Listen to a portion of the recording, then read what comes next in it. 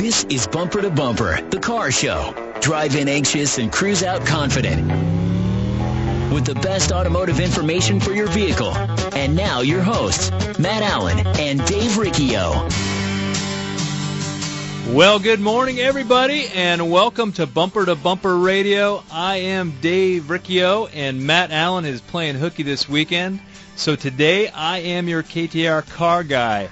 We're heard here every Saturday from 11 to noon, right here on News Talk 92.3 KTAR. At Bumper to Bumper Radio, we are helping you, the motoring public, have a better overall car experience. If you've got car questions, we've got answers, so give us a call at 602-277-5827, 602-277-KTAR. You can also text us at 411-923. And I say we because I brought Joel Bartco from Arizona Imports in Tempe to help you with your car. We're going to have a little bit of fact or fiction, taking your text and phone calls. And, Joel, this is the time of year that people are breaking down and tow trucks are lining our parking lots. Does that happen at your shop? Yeah, Dave, just like yesterday, I called it the kickoff day. First hot day, the first weekend, and they just started coming in on the truck. Well, back when I was in the tire business, July was double what I did in December. And I don't know if people realize that our shops go up by like 30-40% in business volume during the summer because it's that dramatic. When it's 100 degrees out, 110 degrees out, whatever was weak or questionable on your car is breaking. Yeah, I've noticed that over the years, the minute you go from 90 to 105, it just changes everything on the cars, especially 2-3 days in a row of that heat, extreme pressure on the cooling system, the tires, the batteries. A lot of the stuff that we told you about in the past starts coming back to get you. Well, vehicle inspections, you said that you got these cars, they towed into your shop, and you're looking in the glove box for some information on some prior repairs, and they have all the receipts there, maybe from 10 different shops, but you'll see a repair or recommended repair for a radiator, which they didn't do, but now it's got a blown radiator, and now it's been towed in, it's at your shop, and not only is the radiator bad, the head gasket is blown. So when is someone fishing on your car for work? Because everyone is gun-shy when they go to the auto shop. Oh, man, those guys just want to dig in my wallet. So how does a consumer know who's digging in the wallet, who's not digging in the wallet? When do they need to listen? And if they've got a good technician, they should be listening all the time, but they don't know when they do and when they don't. How can they tell? Well, people come in all the time, and they come in for an oil change, and then we come back and we tell them we inspected the vehicle, and we found that you've got a radiator that's getting ready to fail or a tire that's going bad. A lot of times we hear from the people, oh, I'm selling the car, I'm getting rid of the car. That's how they get rid of us. They don't want to talk to you or tell you no, so they just say I'm selling it. And they think we're trying to make money. And, yeah, we are trying to earn our living. That's what we do, but we're trying to protect them and their vehicle to make things better. A good inspection is really worth something. Free inspection is what you got to be careful of. Sometimes a good inspection is worth paying for, where someone's knows that they're not losing time and looking at your car. They're trying to find what's really going on. I'm not talking about diagnosing problems. I'm talking about inspecting the car from front to back, the engine, the transmission, the radiator hoses, all the common points that we have on our sheets. Most of us have checkout sheets, but there's things that are on the sheets that an experienced technician is going to pick up. And, yeah, he's going to make money fixing it, but he might be saving you a breakdown or saving you money in the future where a radiator, $500, is still a lot less than a $2,500 head gasket or a $7,000 engine. Well, Matt picks on, he heard an advertisement once for a cursory vehicle inspection, and he laughs at that. What the heck is a cursory vehicle inspection? He Googled the word to see what Wikipedia called cursory, and it said something as of no value. And I do want to say there is a lot of free inspections out there, and you get an oil change, and we're going to do a 16-point inspection. I want to tell you about my first job working at a tire store. My training lasted all of about 15 minutes. I mean, I was good with my hands. I fixed my little dirt bike and my go-kart, and I understood how some mechanical stuff worked, but I had zero experience as far as looking at people's car. So I had a guy named Nikolai. He didn't speak much English. He was straight out of Russia. He showed me how to lift the car, put it on a hoist, and drain the oil, and go find the oil filter, and all that stuff. But 15 minutes. But I was part of your $16 free inspection that you got with your, back then it was a $19 oil change, and we thought that was spendy at that time. And you got what you paid for. Well, I looked at the car. I didn't really know what I was looking for. I mean, he said, pull off the radiator cap, see if there's fluid in it, pull off look at the power steering fluid, make sure it's full, So I looked at the fluid levels and I did my oil change, and I'm proud to say I never had an engine go bad after I changed the oil, because that happens. People will double O-ring an oil filter, or forget to put oil in a car, that type of thing. That's something that a young, inexperienced tech, and I was, and I never burned up an engine, though. I'm proud of that. But it happens. But you're not talking about a guy that is really inspecting the vehicle. So I hear people say, "Oh, I just had my car in the shop. They just checked it. Everything should be fine." But they got what I call a cursory inspection. Matt's favorite. And the guys didn't see half the things that they should have been looking for. They weren't trained for it. They didn't know for it. Then we run into the cars that people are told what it needs. They're given a list of things, sometimes even given estimates on the repairs, and they decline them, and that's fine. But a lot of times it comes back to haunt you, and we saw that just in the last couple of days. This is where it comes down to relationship and finding a home and finding a good shop. So when they look at your car, they've got a history with the car. They've got a history with you. Are these guys, well, no, I know them. I've known them for years. They're not fishing on my car. They're going to tell me what I need, and I can believe it. And most people tell me, Dave, I just want to shop where I know I'm not being screwed or taken advantage of. That's all they care about. I'm more than happy to fix my car, but if it's unnecessary, I certainly don't want to pay for it. Yeah, something we spoke about earlier today. I said I'm kind of proud, and I know Matt the same way, when we don't see our regular customers getting towed in all the time. The ones that listen to our recommendations. It's a pride thing to us. We want to not see you get towed in and broke down on the side of the road. When they come in on a tow truck and they're broken down, yeah, we feel good our parking lot's full and we're going to be making money fixing the cars.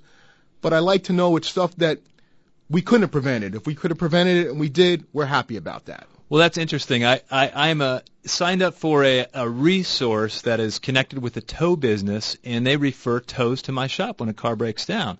And at this point, I've been with them for about 3 months, and I've had 6 cars towed in. All 6 cars came in broken down. All 6 cars were literally pieces of junk. And they were people that did not have a regular relationship with the shop. And I decided, you know what, I don't want your customers anymore. I don't want you referring business here, because they were people that didn't want to take care of the car and didn't see the value in what we did as auto shops. You take pride, Joel, in taking care of your regular customers or any customer that comes through the door, but you have a relationship with them. Matt's shop does what I think is probably one of the better inspections with its oil change.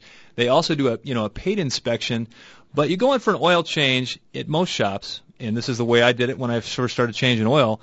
The car gets moved 15 feet from the parking spot to the bay. We pick it up, we drain the oil, we look at a couple things, we put the oil back in it, we pull it right back to that parking space.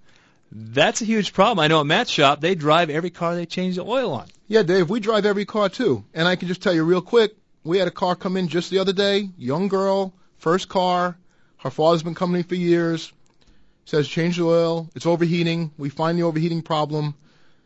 One of my technicians drives the car home overnight just to make sure it's all verified and everything's good. He comes back the next morning and says, this car's undrivable. You hit the brakes, the whole car shakes. It wants to change lanes.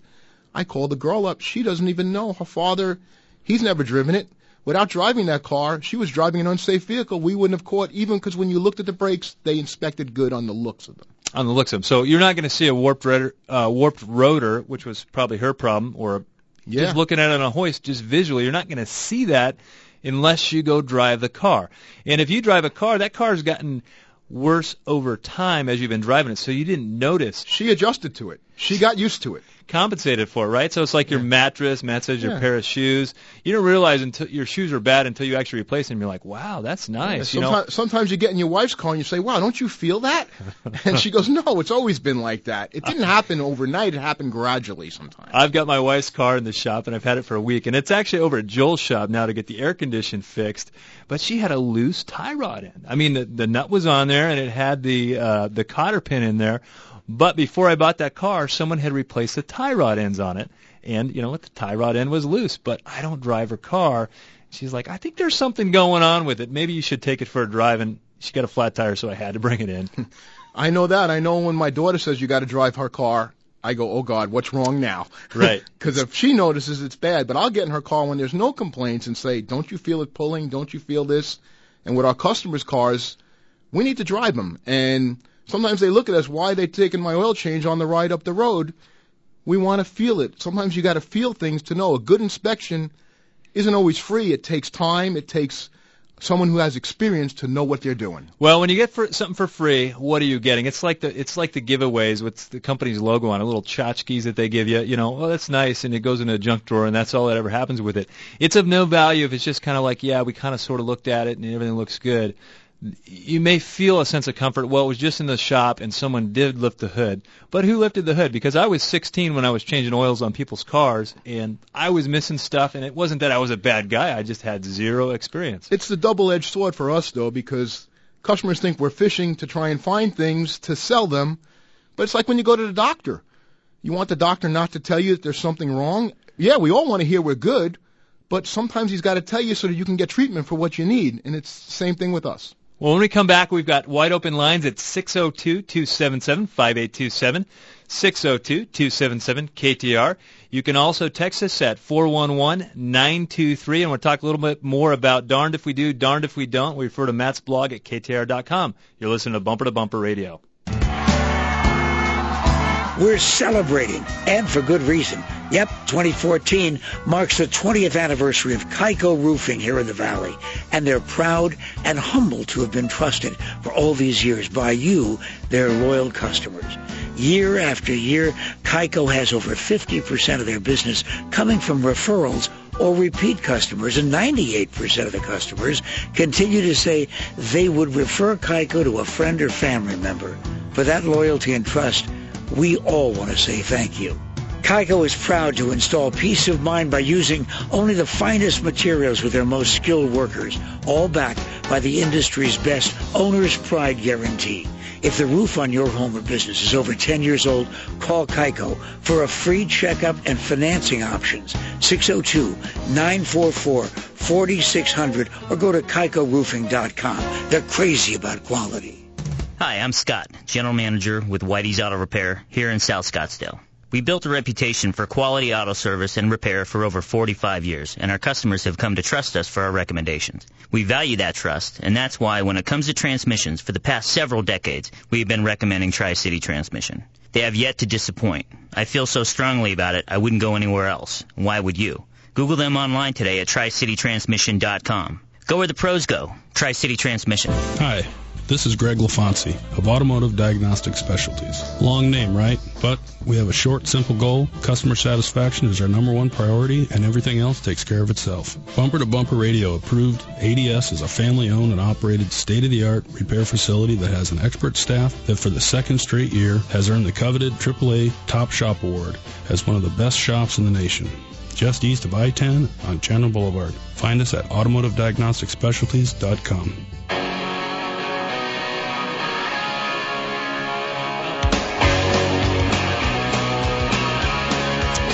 Wow. The one thing I really like about having Bree in the booth is the music is getting so much better. I haven't heard that song in a long time. Thanks so much, Bree. Welcome back to Bumper Radio. I am Dave Riccio. Matt Allen is out, so I brought in Joel Bartco from Arizona Imports in Tempe, who's helping me help you with your car. If you got car questions, you can get a hold of us at 602-277-5827, 602-277-KTAR. We got some open slots. You can also text us at 411-923 if you're shy. Again, that's 411-923. Up first this segment, we are going to go with Bill in Chandler. Looks like he's got a 02 Toyota Tundra with a battery question. Go ahead, Bill. You're on Bumper to Bumper Radio. Hi, guys. Hey, it's an 01. It's a Tundra with a 4.7. I've been living in Arizona since 81. I moved out here, and I've had every battery, I guess every brand name you can just about think of. I even tried, I thought the gel batteries were cool at one time, and they didn't last as long as the regular batteries. And I just went to ADC, great guys. I praised them to the heavens on your program before. They put in an AC Delco 710 cold cranking, and it says 42 on the side. I guess that's, kind of sort of a benchmark, prorated, etc. What, in your opinion, I need an expert opinion. What Is there anything you can do, or you just got to figure in Arizona it's 2 years and change the thing? That's a great question, Bill. I think everybody can relate to that, and that's pretty much your answer right there at the end. What do you think, Joel? I tell all my customers 30 months is about the average life of battery in Arizona. Get a new one before you get stuck. We write with a paint marker on top of every battery the date we install it. That way when they come in for their oil change inspection, if they're getting close, I tell them if it's not dead, I'd still replace it. It's better than getting stuck. There's really not that many battery manufacturers out there, a lot of different names. Arizona, you get about 2.5 years if it's in the engine compartment. Some of the batteries in the trunks in the European cars, you'll get more. Well, it's so hot in the engine compartment, so these things start breaking down at 250 degrees, and it's easily that hot underneath the hood. Way hotter than that. I spend a lot of time under there every day. Well, you got the exhaust manifolds in there. Those things are probably 12, 13, 1400 degrees. Yeah, and then you got those nice fans kicking the heat around. It feels really good. So, Bill, AC Delco is a good battery. You know, I know a lot of guys like it. I know Matt uses that at Virginia Auto. What kind of brand do you use at Arizona Imports? We're using Interstate and Napa, which are all made by the same people. That's the funny thing. There's not that many manufacturers out there. AC Delco's a great battery, though. Well, before the break, you mentioned that we're darned if we do, darned if we don't. And if you look at Matt's blog at KTAR.com, you're going to find that if we recommend stuff to you as the consumer, you're in our shop, you're getting that oil change, we did an inspection, and we come up and say, oh, you know, your radiator, your tanks are starting to get a greenish color to it. It's about 10 years old. I'm worried you're going to have a radiator blowout. We tell you about it.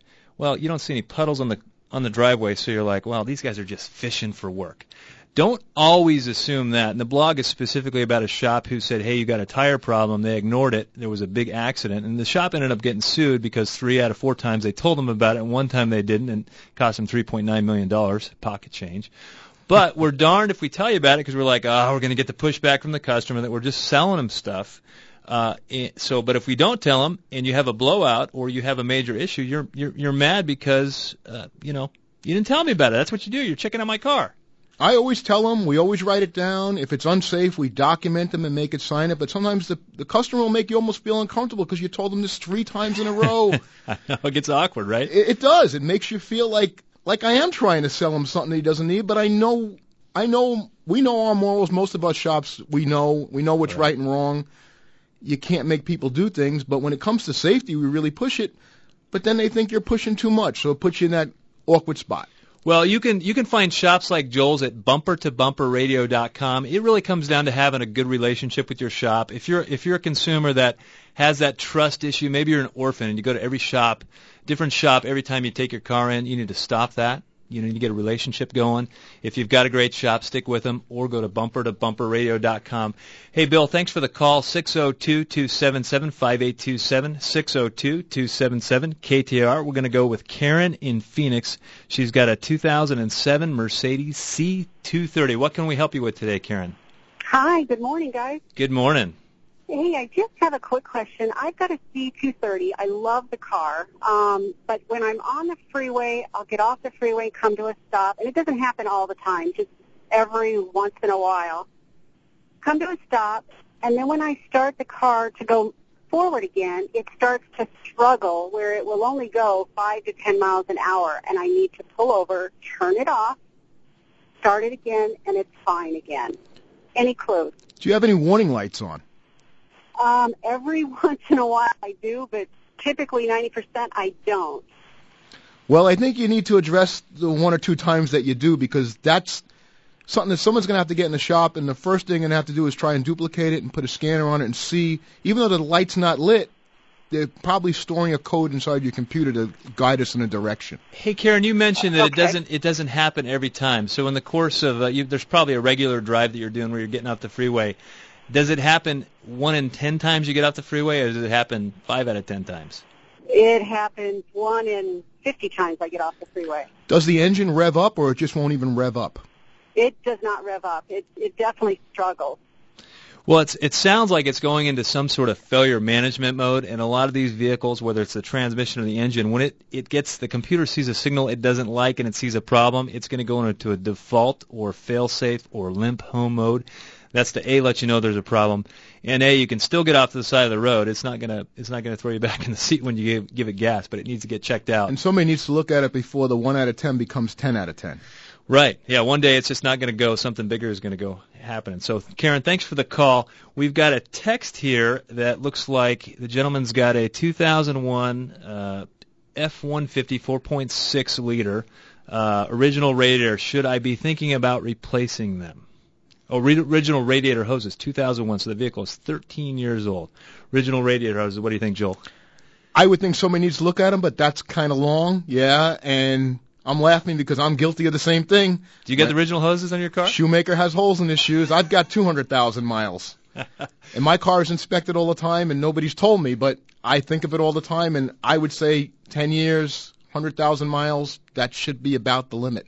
Well, one thing that you mentioned in that you had happen at your shop this week is you replaced 3 radiators that weren't actually bad. In other words, they were showing signs they're ready to give out, but you went ahead and recommended to the customer ahead of time just to prevent that breakdown and the head gasket problem and the engine problem. Tell me about that real quick. Yeah, you want to prevent that from happening because overheating is the #1 cause of failure, especially in Arizona, especially causing major engine damage. A lot cheaper to spend $500 on a radiator.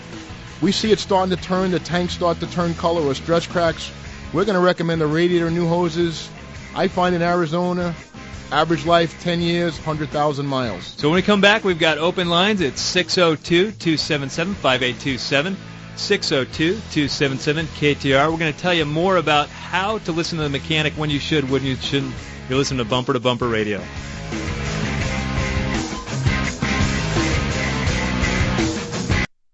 There's nothing more important than family. Hi, Kurt Rock for Kurt's Auto Repair. Family owned and operated and bumper-to-bumper radio preferred. We've been taking care of Valley families and their auto care needs with a perfect Better Business record for over 27 years. Come experience the difference our ASE MasterTechs can make for you and your family at Kurt's Auto Repair. Just east of I-17 at 22nd Avenue and Bell Road, or online at mycarhurts.com. Gas or diesel, foreign or domestic. If your car hurts, take it to Kurt's. Hi, I'm Matt. And I'm Dave. We're the car guys from the Bumper to Bumper radio show, heard right here on News Talk 92.3 KTAR every Saturday from 11 to noon. Bumper to Bumper radio, it's just like your favorite warm and comfy blanket for all your automotive needs.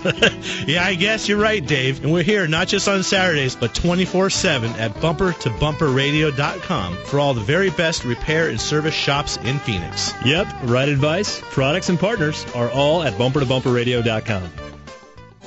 After 14 years in the States, mostly spent here in the Valley, I was getting bloody frustrated with the treatment I was receiving from dealerships on the maintenance and repairs of my vehicles. I finally reached out to a friend who told me I was crazy not to try Virginia Auto Service. Being a mom with a busy schedule, children, and work, I took my friend's advice and gave Virginia a try. What a refreshing difference. From the first step through their doors, their staff was accommodating and understanding. Robert explained in plain English what I needed to have done, but also why.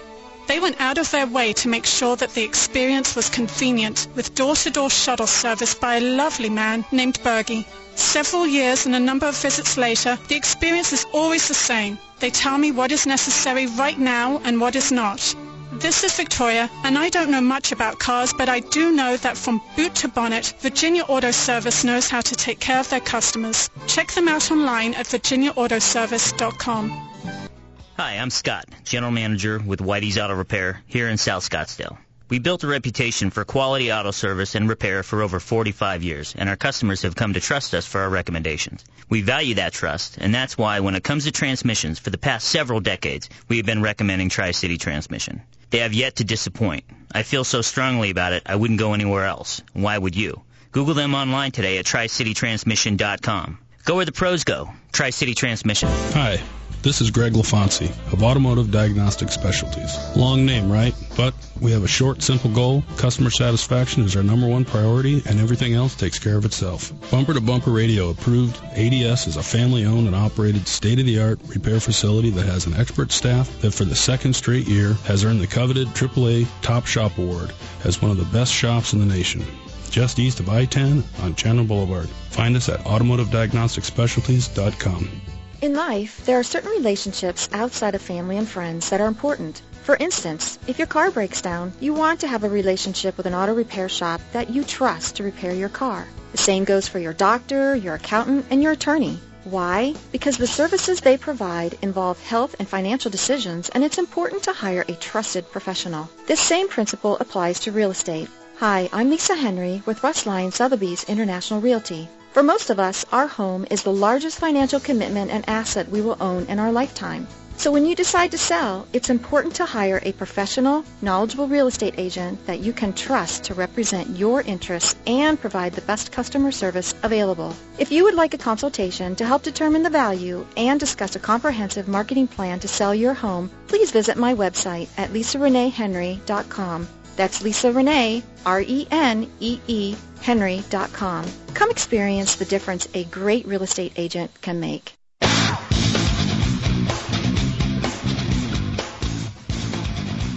Well, welcome back to Bumper Radio. I am Dave Riccio. Matt Allen is out today. He decided to go to some automotive training. Why he would do that, I have no idea. Maybe it's He's so smart already. I know. He doesn't need anything else. Hopefully he's teaching the class at least by now. Sure. Well, you can reach us at 602-277-5827. 602-277-KTAR. We've got some open lines. And I want to go back to Karen's phone call, the one that would get up the freeway 150 times and her car had no power.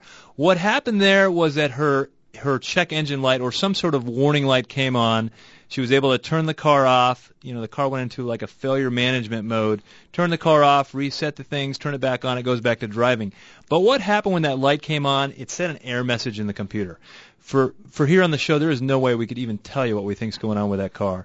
It would be impossible for us to do that. But that's what we were trying to get out of asking her questions, but it was just when she said she turned it off and reset it, I think Dave's right. It was in a fail-safe mode and that reset it, but what caused it, none of us will know until somebody looks at it.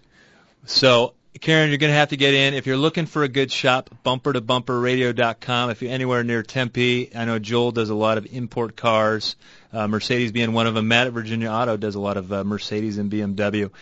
I always feel like anything with weird keys, and I think of European cars as having weird keys, kind of weird prices. They're more expensive to fix, but they sure drive nice. So anyway, I've got a text here. The gentleman has a 2009 F-150. He wants to know E85 in his truck. Does it actually get less performance? Pros and cons. What's your opinion? We hardly see it in this town, Joe. What's your opinion? We don't see a lot of E85, but I've read a lot about it, and it's very corrosive to the fuel system. And what I've read makes me not a big fan. I'm actually going to a training class in 2 weeks about that.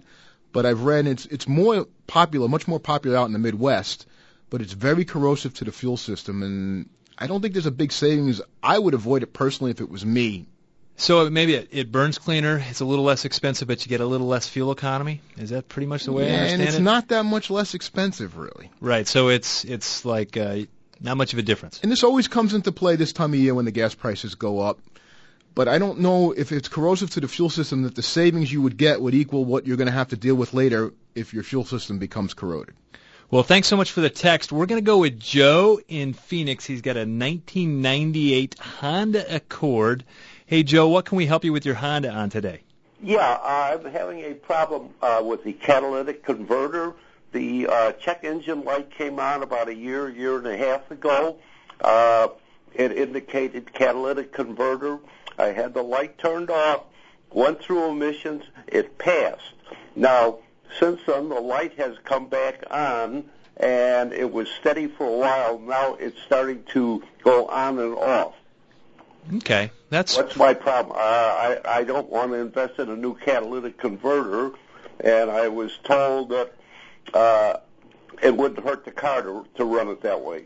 Well, that's a great question, Joe, and that's something I think that everybody out there can learn from. We even got a text that's right along this line, is that a bad catalytic converter. So what's happening is on your exhaust system, and Joel, stop me if I'm wrong because I'm just a transmission guy, but there's an O2 sensor before the catalytic converter and an O2 sensor after the catalytic converter. On the Accord, it's right in the middle, the rear sensor, in the converter usually. Okay, so that O2 sensor is looking for the efficiency of that catalytic converter. Yeah, the front one versus the rear one, they would look at it. Someone should look at it on a graph. If you don't want to put one in, eventually it's going to it sounds like it's going out to me.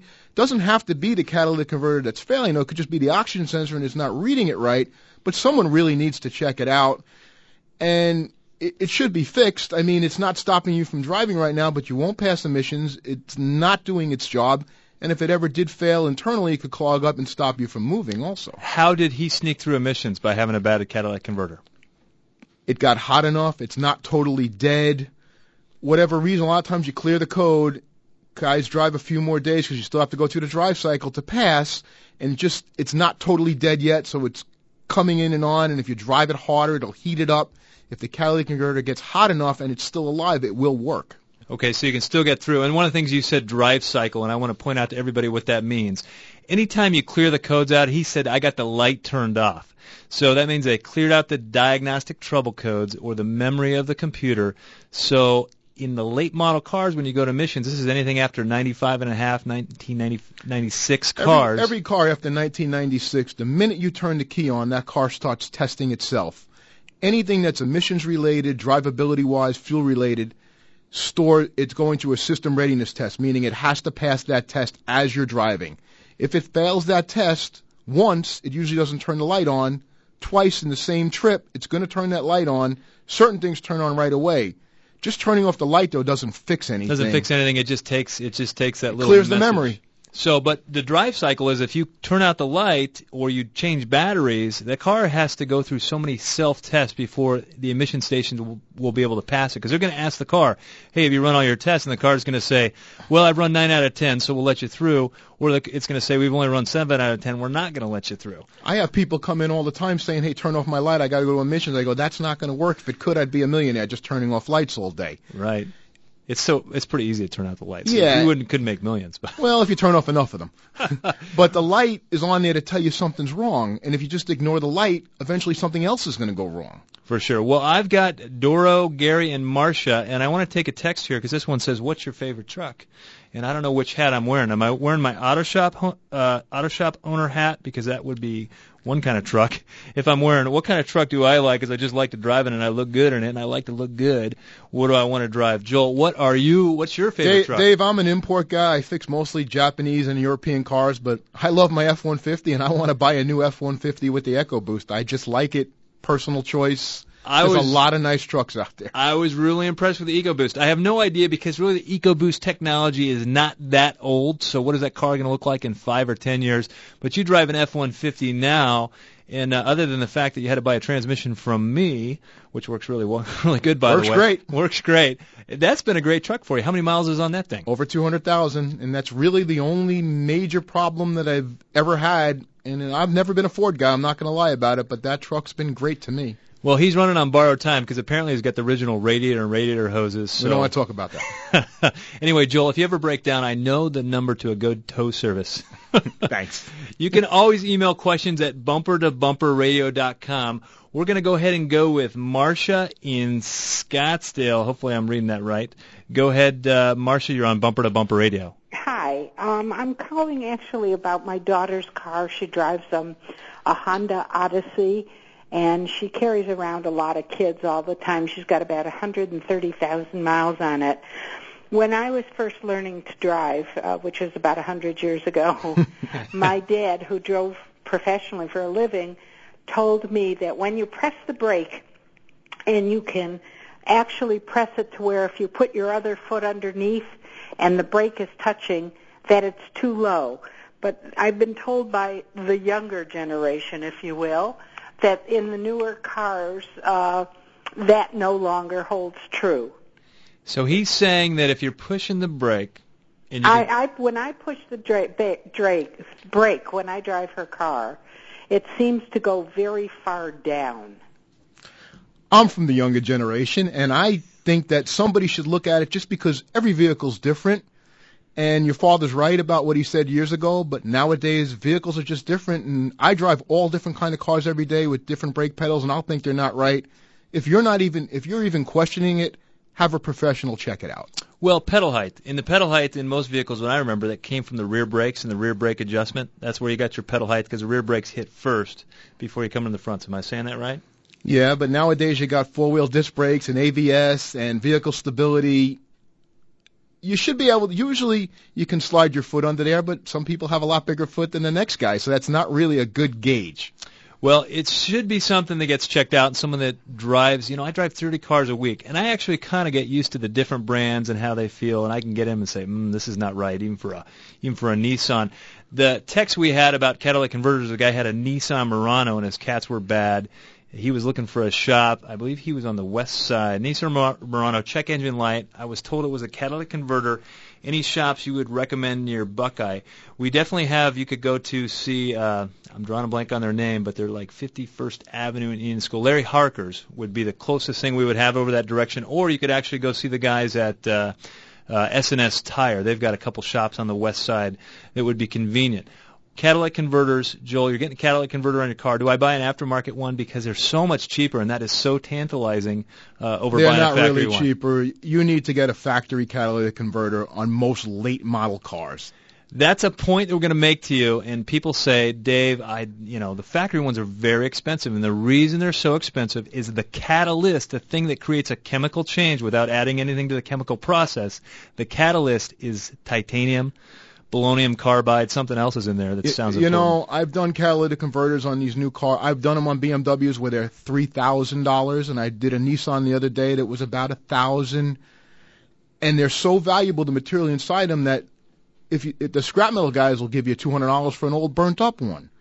Right. That nowadays you don't even get that. They turn them in as cores. But you got to use the factory cat because the manufacturing process of those is so different than the much less expensive aftermarket ones. Cheap solution doesn't really work that long. I found it's not really cost effective. Well, a couple things too. And Matt always says that in the perfect world, a catalytic converter would never go bad, but we know the world's not perfect. So when an engine's not running right, it will cause that catalytic converter to go bad sooner because it's working extra hard and it's getting sooted up basically. And you don't want to buy a catalytic converter. So when you see a check engine light, don't just get it turned off so you can get through emissions. You want to fix that because it's going to cost you more if you got to buy a cat down the road. Usually a catalytic converter fails because something else failed first, like a misfire that let unburned fuel into that catalytic converter. So, good point. Well, time for fact or fiction. I'm sitting at Matt's computer. I have no idea how to play that thing, so I'll do it without it. Fact or fiction? The fact or fiction question for today, Joel can't even look at me right now, is tire rotation. Tires should be rotated front to back on my vehicle. Fact or fiction? Come on, Joel. I'm going to say fiction. You're going to say fiction, not front to back. Yeah, well, you're going to rotate them front to back. You're usually going to cross the two fronts when you put them on the rear and bring the rear straight forward. That would be on a rear-wheel drive car. What about on a front-wheel drive car?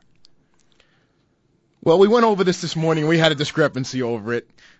I always do it the way I just said, and we found when we looked it up on certain websites that they said to take the rears and cross them into the front. The rears, well, I think it was on a front-wheel drive car. So whenever there's a free-spinning tire, we're going to cross-rotate that so that we're actually rotating it in the opposite direction by cross-rotating it, which is good. But if you have a directional wheel, some cars have directional wheels like Hondas, I think of. That wheel's only made to turn one direction. We also have directional tires, so we can't cross those. So those directional tires, and now we're having staggered tires where you have different sizes that you can't rotate. Oh, I know. I was reading that, and they say there's side rotating where you take the right tire and put it on the left side, and the left tire and put it on the right side. We just had a guy come in yesterday with a brand new BMW, want us to rotate the tires. We tried to get him in for 2 days. We finally got him in, and we said we can't rotate them. They're different sizes. Well, when we come back, we've got Doro and Gary and someone else here on a Hyundai Elantra, and we still got time for a text or two at 411-923. You're listening to Bumper Radio. Are you looking for a refreshing change in customer service? I'm Lee Weatherby from Accurate Automotive. How about a refreshing change in your car repair relationship with honest, clear, and responsive service that looks out for your needs and not ours? For over 20 years, we've been delivering award-winning service provided by ASE-certified technicians with one goal, looking out for your best interest. If it needs fixing, we'll tell you. If it doesn't, you'll know that too. I guarantee that you will not get that business-as-usual treatment at Accurate Automotive. Foreign and domestic, cars, trucks, and even fleet service, Accurate can handle your job. I invite you to come in and experience a refreshing difference in car repair and maintenance. Stop by for a free courtesy inspection, a $49 value. We feel it is well worth our investment in you because we know that good long-term relationships start early with your first walk through our doors. I'm Lee Weatherby, and I'll be there to greet you. Accurate Automotive, home of friends serving friends, just off Broadway and Robeson in Mesa since since 1992. For more information, check us out at AccurateAutomotiveAZ.com today. Swaying palm trees, poolside margaritas, and lush championship golf. Don't waste all your precious time, gas, and money trying to cram a 3-day road trip into your Memorial Day this year. Come stay and play with us at the 3rd Annual Bunker to Bunker Memorial Day Stay and Play Weekend at the historic Wigwam Resort. Hi, this is Jerry Colangelo, inviting you to be my guest for the ultimate in-town luxury golf and tropical family getaway at an incredible value. Bunker to Bunker's 2-person scramble is on the world-renowned Gold Course filled with prizes, awards, and lunch. It even includes a free bounce-back coupon for a second round of golf, all for just $79. Better yet, bring your buddies or the whole family and enjoy the entire weekend with a 2-night stay that includes the tournament for just $299. And once again, proceeds benefit the Phoenix Children's Hospital. Don't miss out. So register today at wigwamgolf.com/Bunkerville 2014 and tell them Jerry sent you.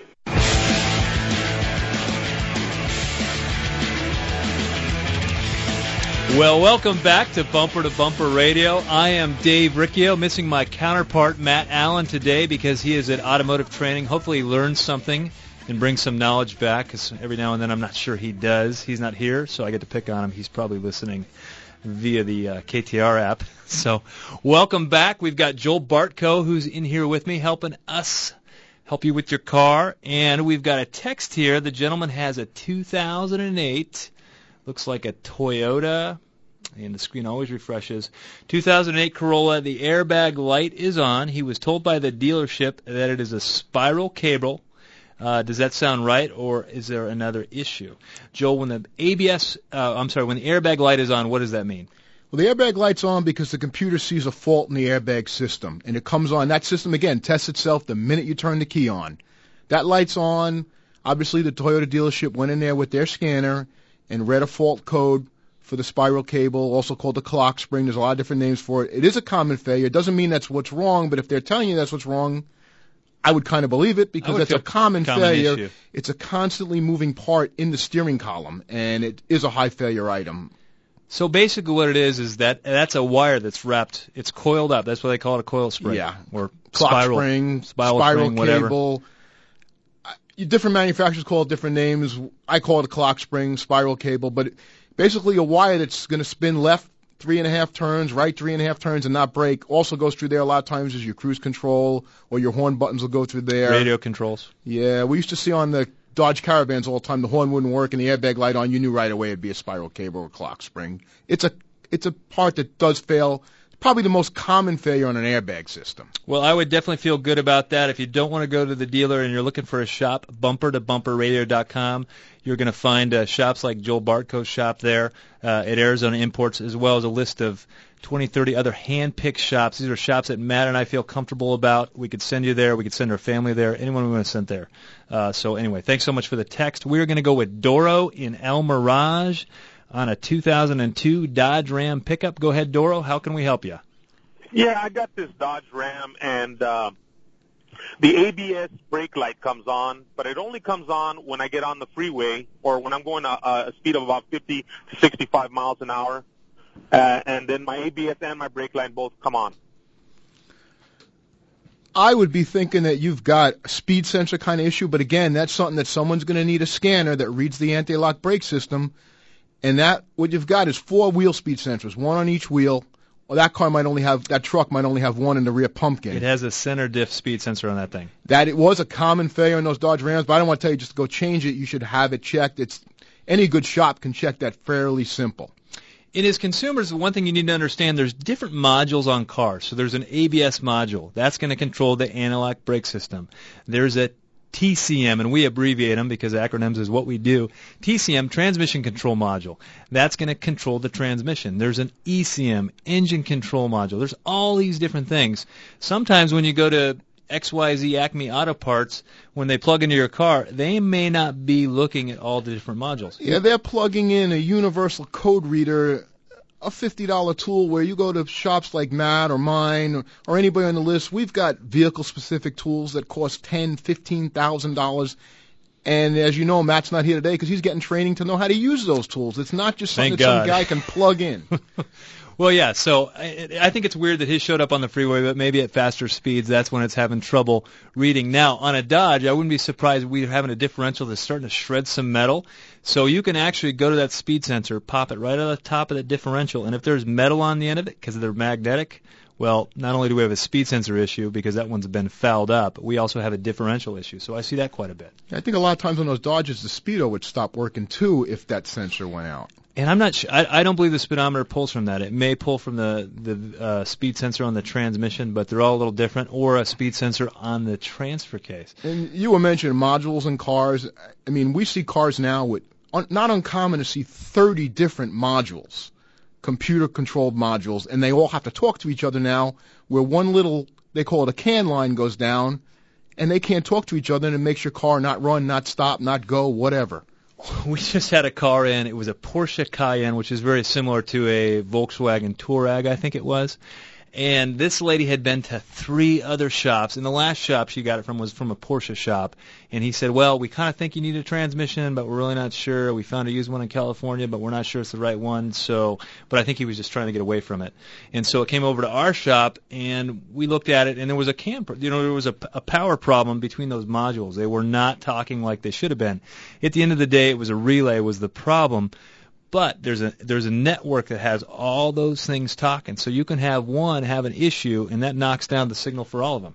Something I hear all the time, Dave, is just plug your box in and tell us what's wrong. Oh, gosh, man. I want that box. I want it so bad. That's all I really want.